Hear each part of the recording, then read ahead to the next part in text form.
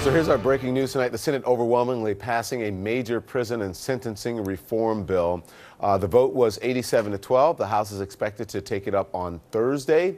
Joining me now is Democratic Congressman Hakeem Jeffries of New York. Thank you, Congressman, for joining us. I was speaking to Van earlier and told him that you would be here tonight. So let's talk about this bill. He called the president. He said, oh, the president was, I think, and I'm paraphrasing here, heroic in some ways for doing this. What do you say to folks who are skeptical because Trump is behind this bill? You know what I'm saying. Yeah, well, it was an important leadership moment for Democrats and Republicans, progressives and conservatives, the left and the right in Congress and at the White House. And certainly the president's support was important at the very end of this process. Jared Kushner's involvement at the very beginning of this process was critical.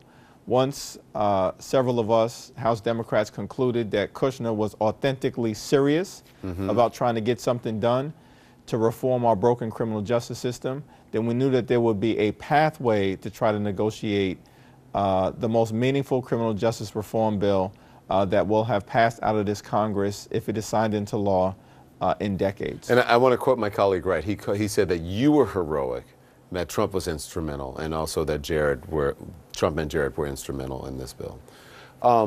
Who deserves the credit, you think? Well, everyone deserves the credit. At the end of the day, we incarcerate more people in the United States of America than any other country in the world. And when the failed war on drugs first started in 1971, there were less than 350,000 people incarcerated in America. Today, as you know, Don, 2.2 million. It's outrageous. It's a scandal. It's not a Democratic problem or a Republican problem. It's an American problem.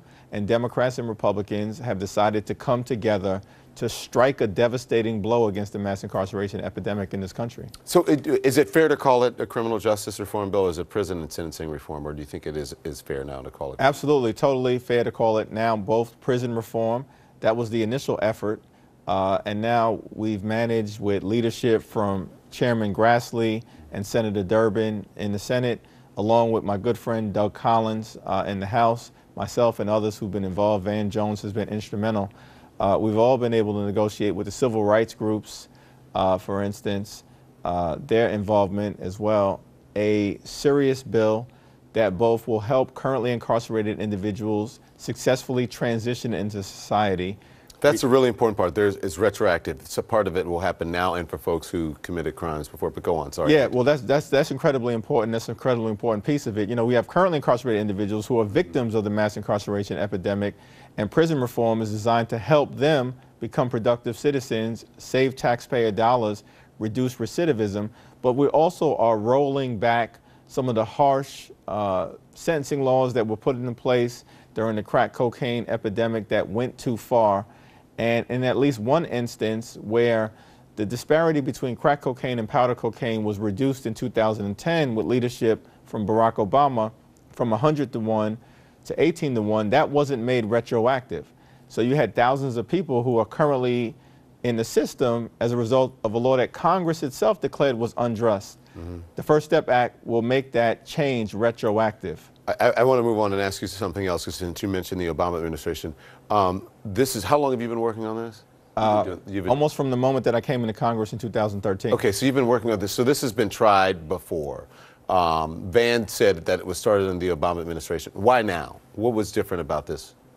Well, I think several of us, including the current chairman of the Congressional Black Caucus, Cedric Richmond, whose leadership was tremendous as well in this regard, and the new chairperson, who's incoming, Karen Bass, concluded that the notion of an all or nothing approach was wrong.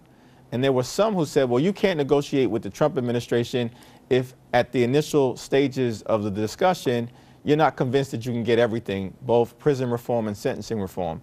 I said, well, the all or nothing approach failed because in 2015 and 16, when we were negotiating a bill, there were folks who said, let's move beyond the Barack Obama bill because we expect Hillary Clinton to be president.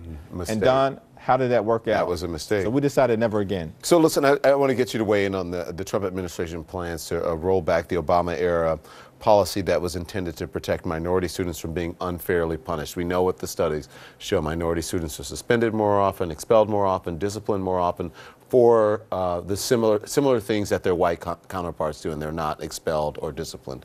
So my question is, they say that the policy has led to schools avoiding punishment for potentially violent students. Do you think that's a mistake? It's definitely a mistake. Betsy DeVos, the so-called Secretary of Education, is totally out of control.